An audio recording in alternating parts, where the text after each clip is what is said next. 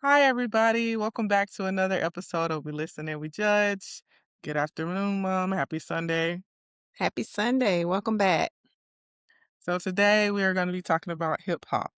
And, Mom, you thought of this topic, so I'm going to let you start it off. Well, I like hip hop. And I think it would have been good if we could have done it in February, but we just kind of ran out of time to get all our topics in because just thinking about the history.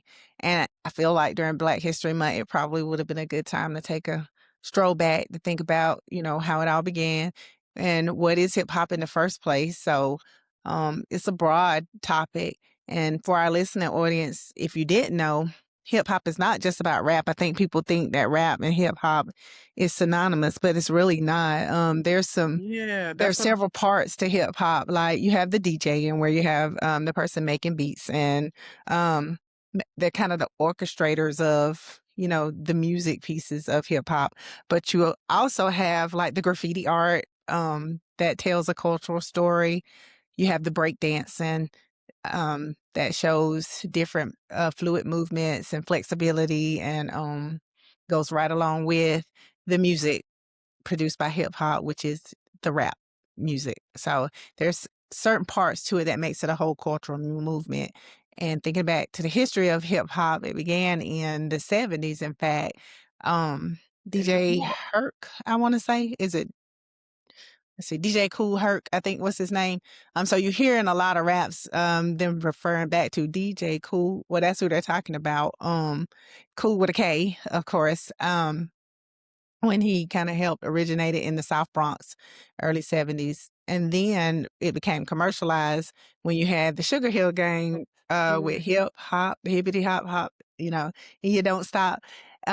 So it became a more commercialized genre when the Sugar Hill Gang came out later in the 70s. So I'm always been fascinated by it way back from being a little girl watching Yo MTV Rap with Dr. Dre and Ed Lover. We had a whole Ed Lover dance. Dun-dun-dun-dun-dun-dun-dun-dun. I think the Anyway, Sugar uh, Hill Gang was considered like the first hip hop song in history, was it not? when it became commercialized, Yeah, okay. and that's what I was just saying. The Sugar Hill Gang is when it kind of became commercialized, but before them even was DJ Cool Herc, and they were in the South Bronx, New York, rapping, doing rap battles and um block parties and different things like that before it became a huge commercialized genre. So yeah. Yeah. I would say I thought that was a good point to bring up because I feel there is a difference between hip hop and rap. And even now more than ever, when I look at a lot of new school rappers, they're more so rock starish. They're not necessarily MCs. They don't really spit from the top of the dome. They can't really catch a beat and just go into it. There are still, I believe, rappers that can do that. The Kendrick Lamars, the J. Cole's, um, Big Crit. But a lot of the rappers now are just making really catchy music that you can dance to, that's good in the club, that's got a nice high beat, and I don't necessarily consider that hip hop. I guess it is an aspect of hip hop, of course, but it's more so rap, rock star music because I don't necessarily consider a lot of rappers to be skilled in hip hop. I don't even think a lot of them know their history of hip hop, especially the very new ones. And it's no shade. They have a audience. They have people who like that, and that's good for them. But it's necessarily not the same as what the genre began to be, if that makes sense. And I think like with every music genre you have some evolution. Yeah, When you think about the beginning and especially the early 80s, because that's when I was growing up. I was born in the 70s and growing up in the early 80s, and we used to listen to a lot of socially conscious music. You right. remember KRS-One and Public Enemy, and they were always rapping about socially conscious issues. Mhm. And then you think about I think it was 1987 or sometime in the late '80s when DJ Scott LaRock was killed. I think he was killed because he was trying to mediate between some beefing, um I don't wanna say gangs because 'cause I'm not sure if it was gangs, but I just know a beef was going on. He was trying to mediate, and he ended up getting killed, and so then born from that was a socially conscious rap where a lot of rappers came together to do self-destruction, and it was, spearheaded by KRS-One, and DJ Scott LaRock, for those who don't know, he was, like, the founder of Boogie Down Productions, and that's where a lot of the new, rappers was coming from in the '80s. And he and KRS-One kinda Right. worked together on Boogie Down Productions. So when you think about that and then Public Enemy coming out with Flavor Flav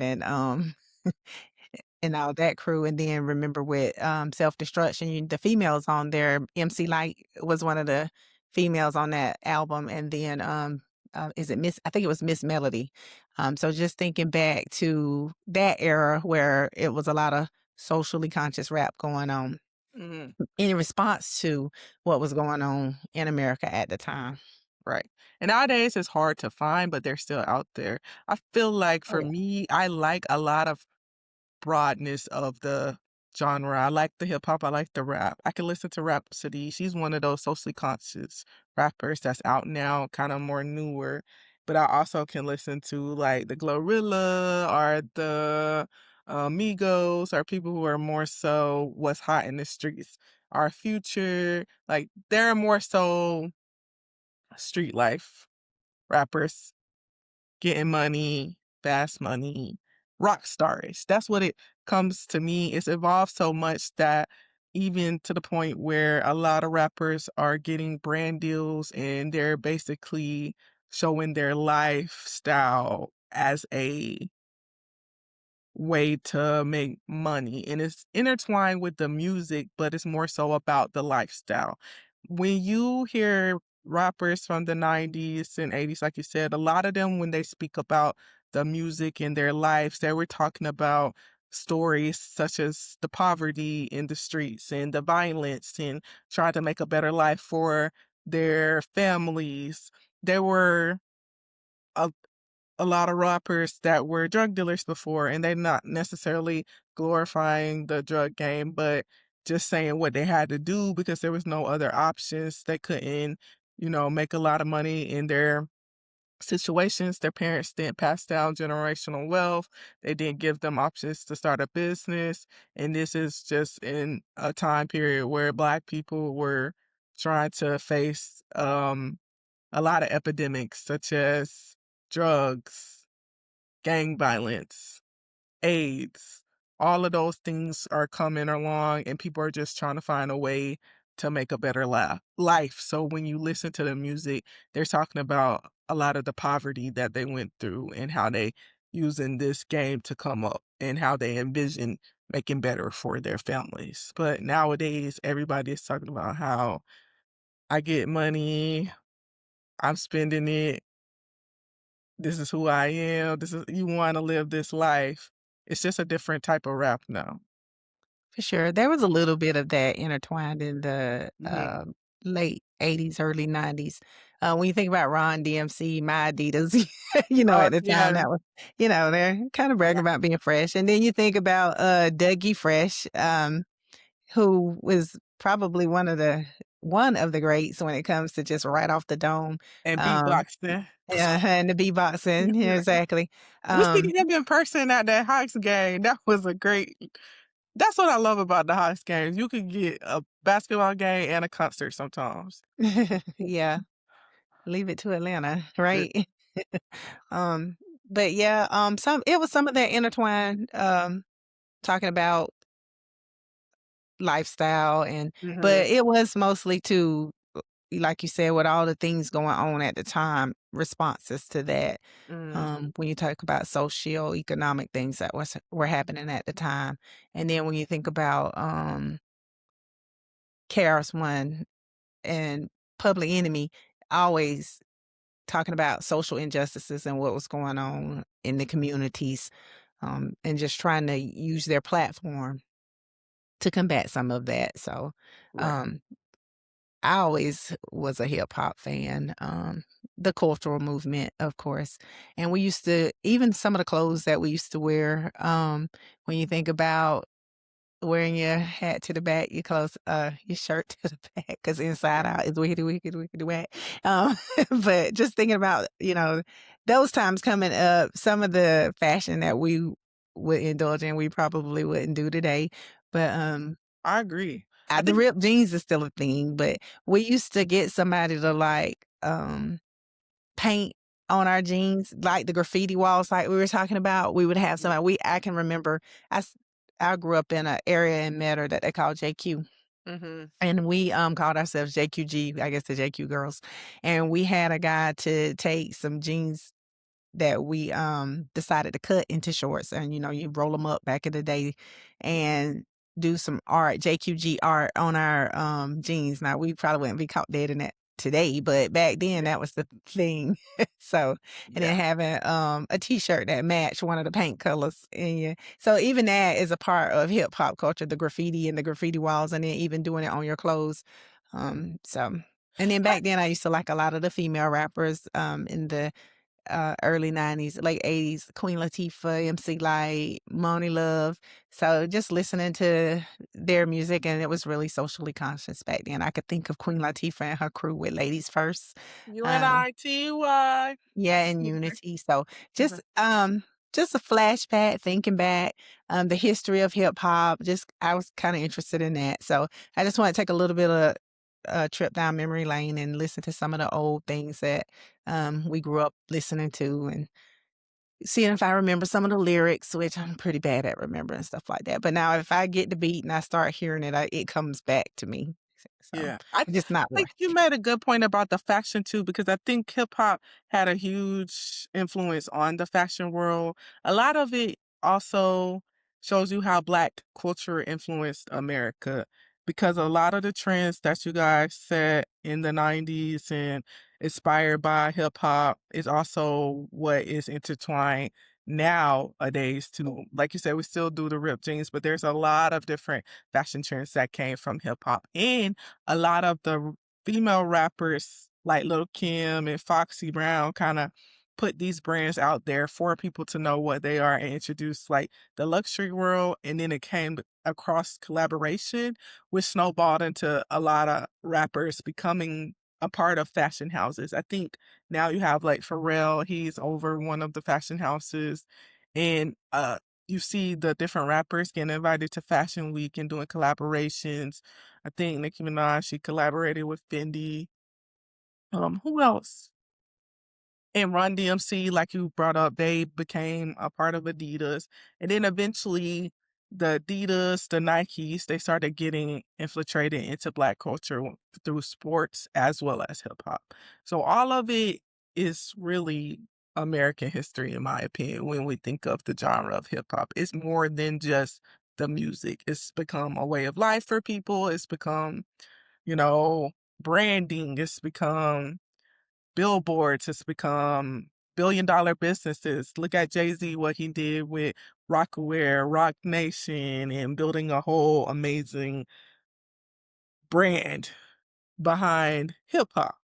And he was one of the big ones to show that it's more than the music, in my opinion. I think he was Mhm. one of the first ones that this is a culture that can create millions for people, and now billions, so Right. And it can break generational poverty, mhm, um, especially those who were really smart about investing their money because you may not stay relevant in the music industry forever, but there's mhm. a lot of people from the hip hop industry who branch out into hair care, perfumes, and like you said, clothing lines like Rocawear. But then you see commercials and there's like an all star song like Bust a Move in the commercial to show like, if you want it. Yeah, there's a lot of timeless Yeah. tunes. Yeah, Mhm. exactly. So people use hip hop profusely through the generations. And I don't think it always gets the positive credit it deserves. Now there is negatives, there's the downsides of hip hop, and that comes with some of the disrespect to women in the music, sometimes calling women as B's and O's, and then a lot of gang violence still going on, people still wanting to be in the streets. Now they feel like they need to be in the streets to get street credit, to have something to rap about, and that's not necessarily a positive light. Like you in the back in the day, people were rapping to get out of the mess, but nowadays we have them getting RICO cases and in prison for selling drugs when you were just literally on tour with Drake. Why are you, still trying to be in the coke game and the dope game? Now they're trying to make sure their image is street so that they can have this lifestyle. But in reality, you're going to lose the lifestyle when you're in the street. And a lot of times, some of the music has just degraded women in a way that is not positive, especially kind of highlighting a certain look for women. I do think hip hop has a negative connotation to women's bodies. Everybody wants a big booty. Everybody wants to be light skinned. Everybody wants to have curly hair to be in the music videos and show off their bodies. And I think hip hop helped and breed some of those insecurities, especially in young girls who are like, "Oh, I could be in this video too if I go get butt shots or I go get a BBL or if I bleach my skin a little bit or if I wear a bunch of weave." And again, we talked about this in Girl You Look Good. If that's what you really want to do, that's okay. But I do feel like the music influenced it in a negative way too. Like as much as I love hip hop, I never heard a song and felt like, oh, I need to look like this because of the self-confidence that my parents instilled in me and teaching me to love myself. But everybody don't have that parenting. So when they hear these things and they see it on the TV, they feel like that's what I got to do to get this lifestyle, especially when it's branded on this is the life you want, this is the life you can get. All you need to do is be like me. Yeah. Yeah, and we see a lot of domestic violence too throughout hip hop.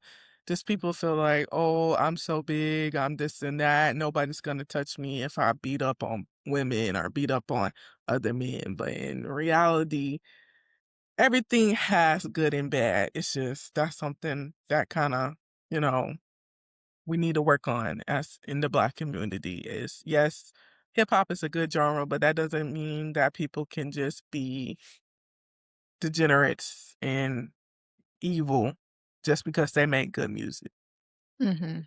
Yeah. Yeah, I thought about, and I just mentioned this earlier, the Stop the Violence movement, Mhm, um, in the late '80s, early '90s, and I think that's when a lot of them came together and said, "Hey, we gotta use our platform to try to turn some of this violence around." mhm, So that was a good time to kinda if you hadn't been listening to it when it first began, that was a good time for mhm, those of us who was just growing up around that time. yeah. And I think everything has cycles.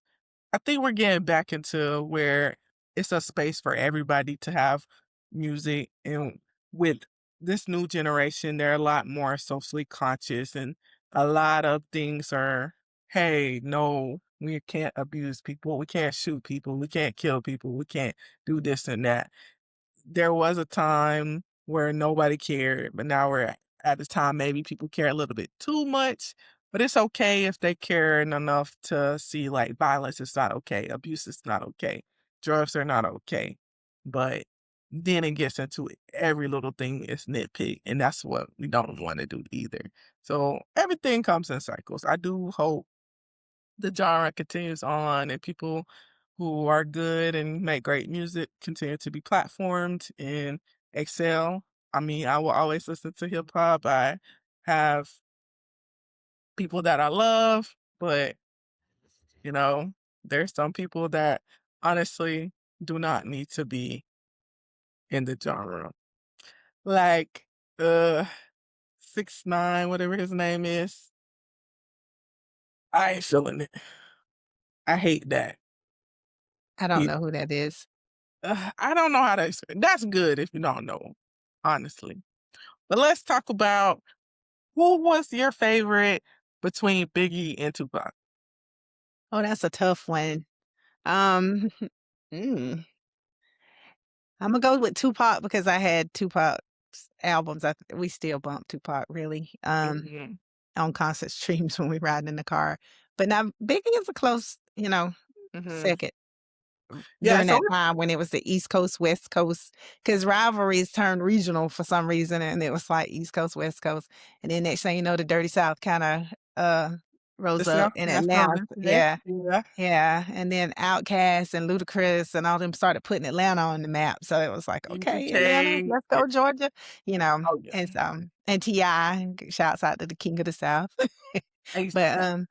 yeah, I would say probably Tupac just because I listened to it a little bit more, but now I was a big fan as well. As a matter of fact, I hosted a pageant. I was a not hosted, I was a MC, at the pageant last night for Miss MMS, and I said when the ladies had gone off with their evening wear, I said from a quote from the late poet Christopher Wallace, and then I said, AKA Biggie Smalls. I don't even know if the audience know who I was talking about, but I said, let's give it another applause for all the ladies in the place with style and grace. So it just came to my mind, and I just kind of spit it out, and I was like, oh God, I don't know if I should have said that, Yeah. but it turned out well to have said that because there were a few people who knew who that was. Yeah. Well, I would say I was a bigger fan of Biggie just because his songs were more of a story, in my opinion. Like I said, I can listen to the, rock star rap. I can listen to the social conscious rap. But one thing for me, it has to tell a story, and the beats have to be great. And I think Tupac, he did a good job too, but he wasn't much of a storyteller, in my opinion, except for some of his stuff like Dear Mama and what's another one? I don't know. But What was the guy, is Slick Rick was a good storyteller, in my Sleeper, opinion, okay. from back in the day. And then LL Cool J, shouts Yeah, out to L Uncle L. He was a yeah, pretty good storyteller. But Slick Rick, I would always like his stories. The one I still remember, which I'm not very good at remembering it, like I said, until I hear it.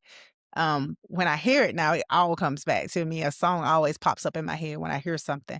But the Once Upon a Time Not Long Ago where people wore pajamas and live life slow, that one has always just stuck in my mind because there's a whole story behind it. And then Dana Dane Cinderella, I remember his whole story because he told a story from beginning to end with the song Cinderella, Dana Dane. So just thinking back to when storytelling was a thing as well, and you're right, Biggie did do a good job of storytelling. yeah. And I will say, as far as regional rap, I do like New York, East Coast a lot too. It might surprise people, but one person that I always go back to when I really need to think is Nas. I listen to I'm surprised myself because I was like, how would I have become a Nas fan? But I do really like his music, and I feel he does a great job of storytelling. Yeah.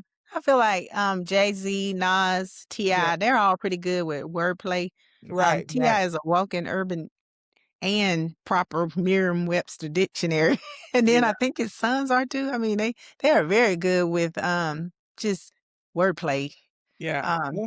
I like it them gets on. really deep when you listen to, the words that they use and why they're using them and how it connect to the next Mhm. bar or lyric, so Yeah, I think Jay-Z, he's really a good one for me when I'm wanting to feel like I'm on top of the world and wanting to feel good about myself. He is, and Rick Ross is another one too. I like to listen to Rick Ross when I'm like out, feeling real luxurious and, fly. But I think there's rappers for any moment in your life, honestly. I'm a big Drake fan. People, they give him a lot of flack, but Drake makes good music. And oh, Aubrey. that's one thing I love is good music, good songs. And I listen to his old stuff. Bria's interlude gets played at least like once a month. Fancy is one of my favorite songs ever. If you say you don't like that song, you are lying. I think that's one of my favorite songs of him too. And then I do listen to the new stuff as well. I think he's in between. I think he can do hip hop, but I think he focuses more on rap. Outkast is another group that I love. I think if you don't like Outkast, you probably don't like hip hop. I think they have a great blend of hip hop, rap. They also bend the needle a lot too. They were not very traditional. They were kind of out of the box. So I appreciate them for their creativity. and for their wordplay, for their beats, for their music videos. The Hey Ya video, like, hey, the Silk Press was on point. Shout out to Andre 3000. And they were my first concert ever.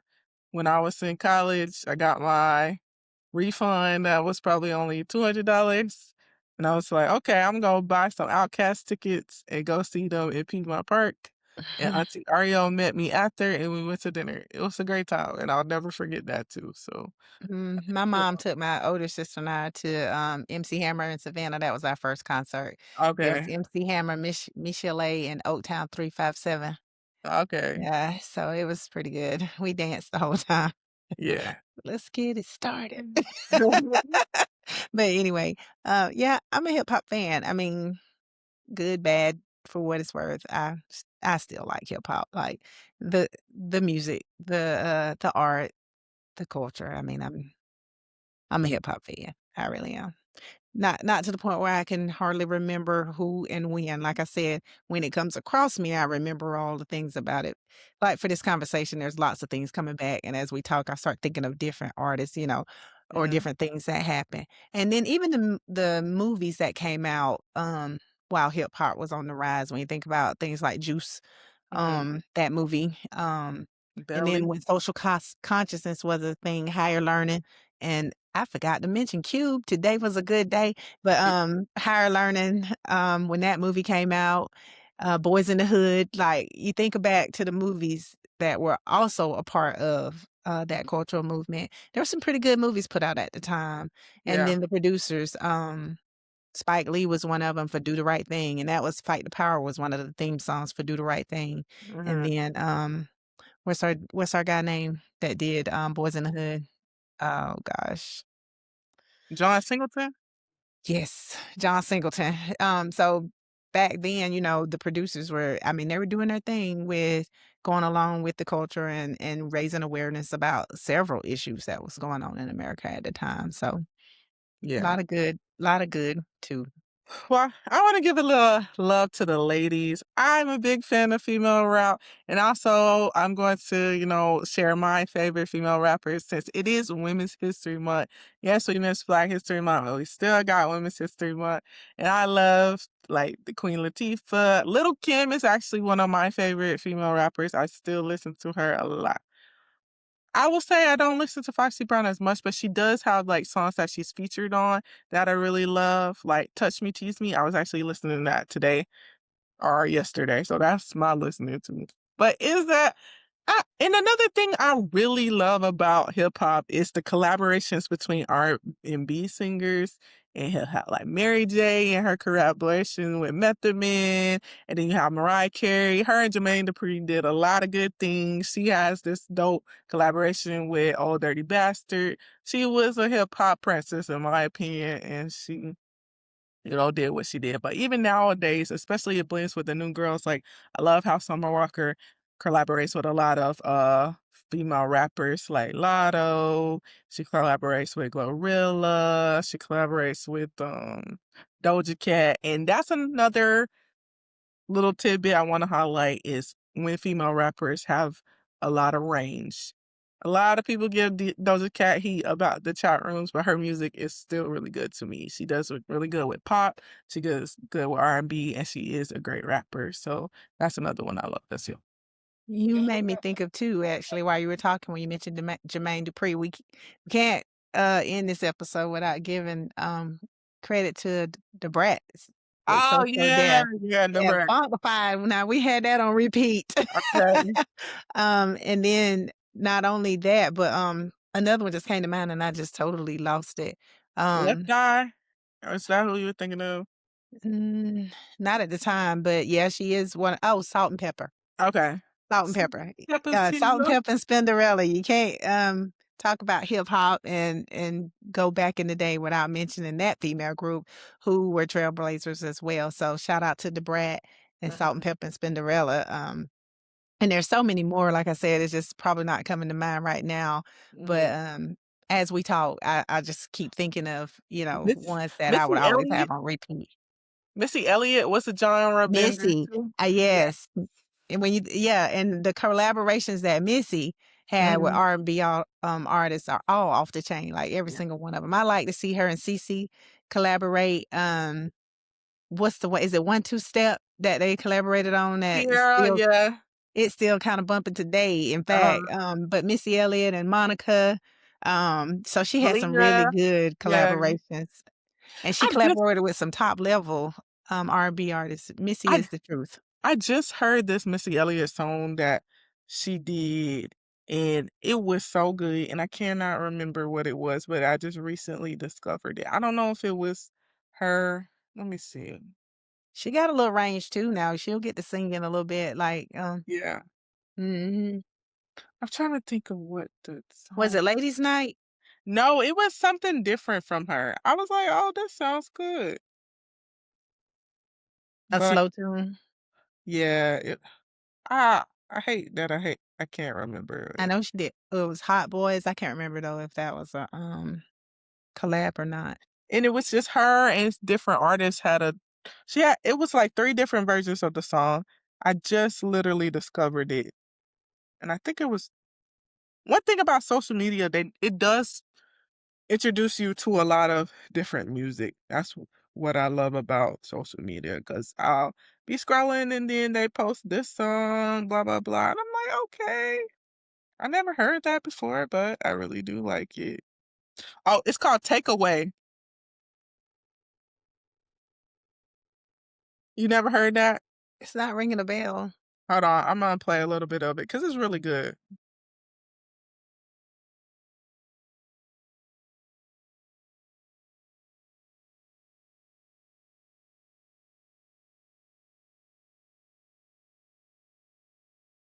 Okay. So my Yeah. listening to today is Takeaway, and that was Missy Elliott featuring Genuine, but there was also another version Uh-huh. with Mila from 702. And 702 is a really good group too. I like their song Stilo. But we're just getting off on a tangent about different music we like because I could talk about this all day. I really love music. I would love to one day write a song and get it on this. Well, Imma But take everybody all the way back to one that I used to like to hear at the skate ring for listening to with JJ Fad, We're Here to Rock. I used to love Supersonic. Oh my gosh. I used to know all the words to that too.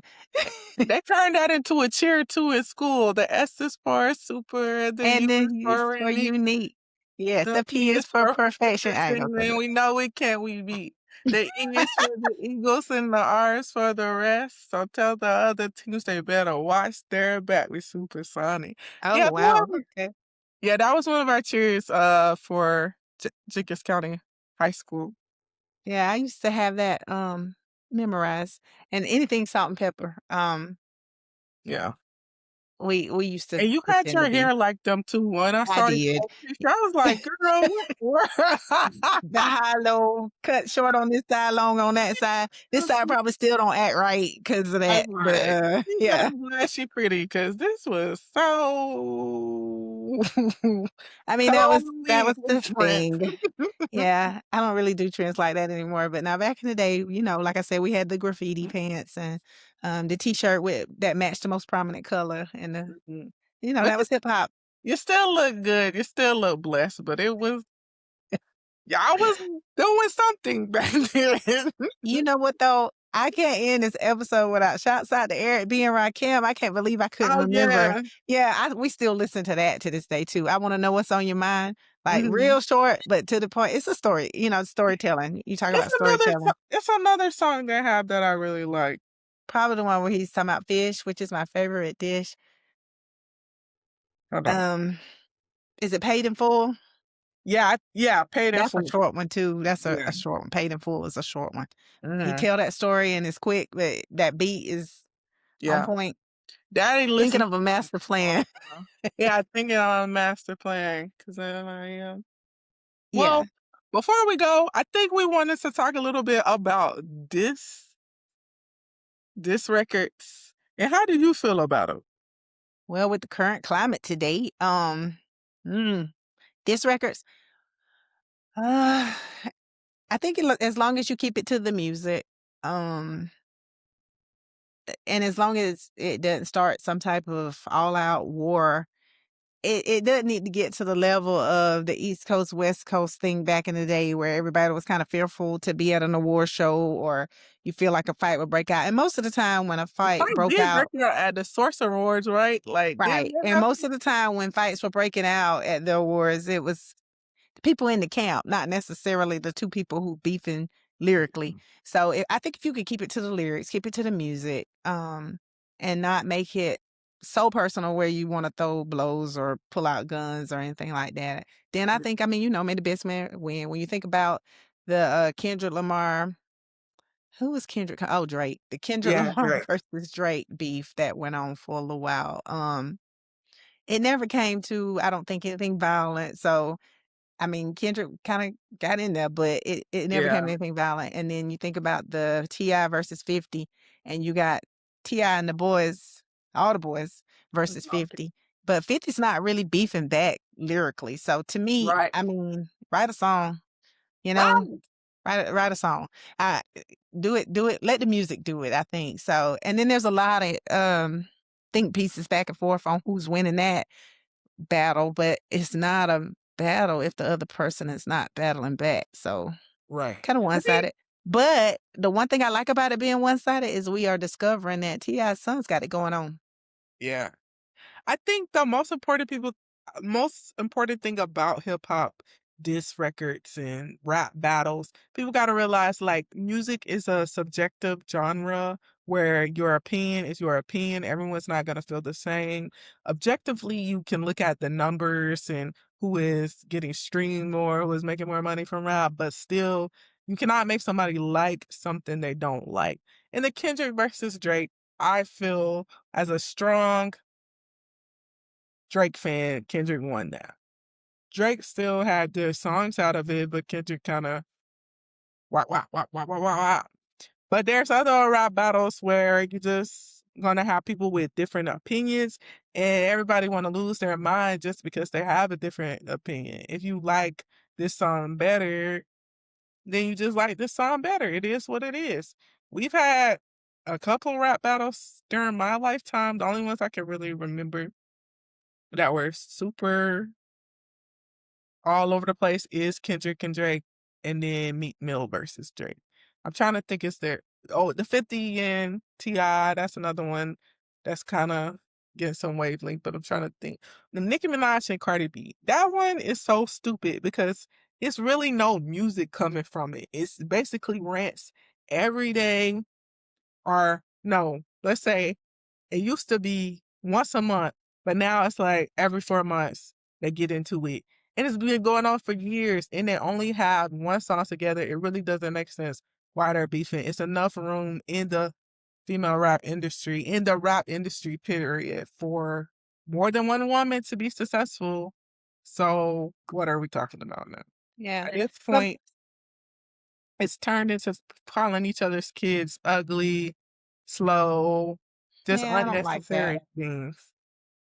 When I think of some of the old rap battles like Jay-Z and Nas, I remember Nas came out with Ether and I think that kind of shut that down. I could be wrong, but Yeah, I think it kind of shut that one down. And then yeah, I think about uh Tupac and Biggie going back and forth, and Tupac was with Digital Underground, and it was Biggie Smalls and was it Junior Mafia maybe?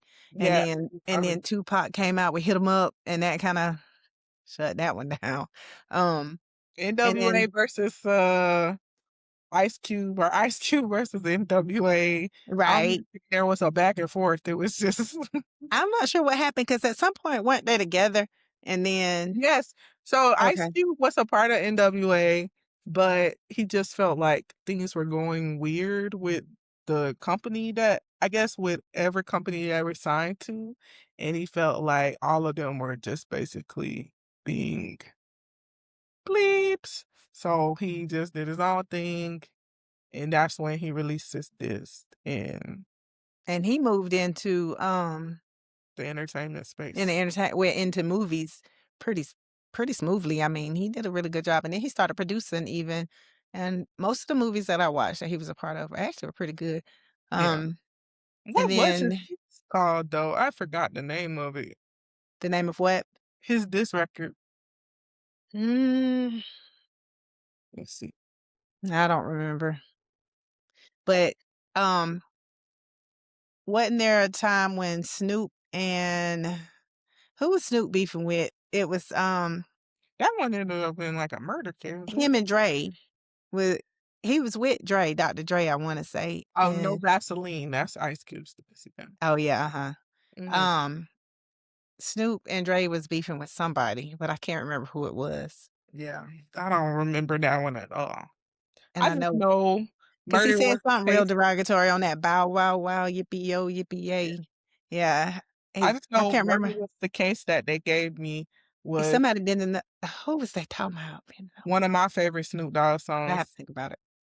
So, Snoop Dogg is definitely one that went from, like, really hardcore like I said, what my favorite song by him was "Murder Was the Case That They Gave Me," but then my second favorite song by him is "Sensual Seduction," and those are totally different genres altogether. So, he was one of those hip hop artists that completely evolved from hardcore in the streets to family friendly, everywhere, hosting the Olympics, him and Martha Stewart or Homegirl Homeboys. He took hip hop and branded himself into something new, so And it he's has another to one that appears in certain shows and movies and, right. bring Mhm, brings a good element to it. yeah. Well, I like his character in, Baby Boy, but No, but he did play a good he played the role well.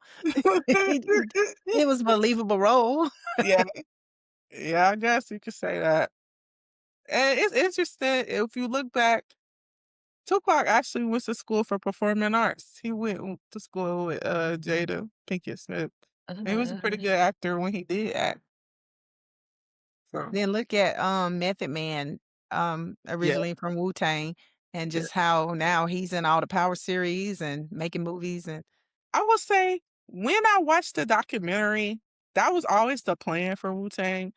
Um, they always had the plan to diversify and be in different markets, as such as entertainment and music. So I wanna say, RZA was ahead of his time for real.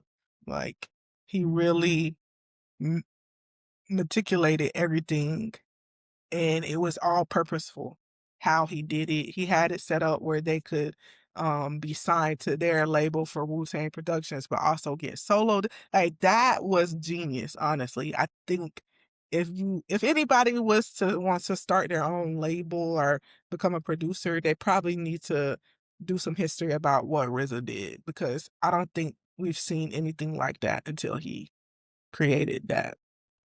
Right. They had their own streetwear, they had it set up to where everybody could be paid for years and years to come, and then if you look at his net worth for him to a lot of artists from that day did not go on to be, like, super rich, but if you look at his current net worth, you can see that he set himself up for success and it paid off. So, they Mhm. were but they were also very business-minded because they had to basically sell drugs and they ran it like a legit business. So I would re I talked about this before, but I would recommend people to, watch the Wu-Tang, documentary on Hulu. Well, love it or hate it, we can't deny the influence that hip hop has had on, um, it's so many things in America when you think about music, when you think about art, movies, That shows, TV shows, so hip sport hop is timeless. Love it or hate it, it has had an imprint on, and there an imprint and footprints across many things in America, so I'm a hip hop fan. If you're not, just know that it has had impact and influence, so yeah. So, for anybody watching, let us know some of your favorite hip hop songs and artists, and anybody you think we should listen to. I will say the one person that I want to highlight that I think more people should listen to is Deetranada. She actually came from the Rap Game, the show that Jermaine Dupri had. I actually like her music a lot. I liked her on the show, and even as she continues to make music, I do hope she gets the recognition she deserves because she has really good music. and to our once upon a time local Flaujae, Her Yeah. flow is pretty good as well, Yeah. and her dad, Camouflage, was a Savannah native. So we gotta before we close that out, definitely pay homage to Flau'jae for her little contribution. Well, I don't wanna say little because she is right now an LSU basketball star as well, but I'm assuming once she's done playing basketball or even if she decides to go into the WNBA, hopefully she'll still continue to create Mhm. music and contribute her part to hip hop as well. Yeah. All right. Well, thank you guys for tuning in to another episode of We Listen and We Judge.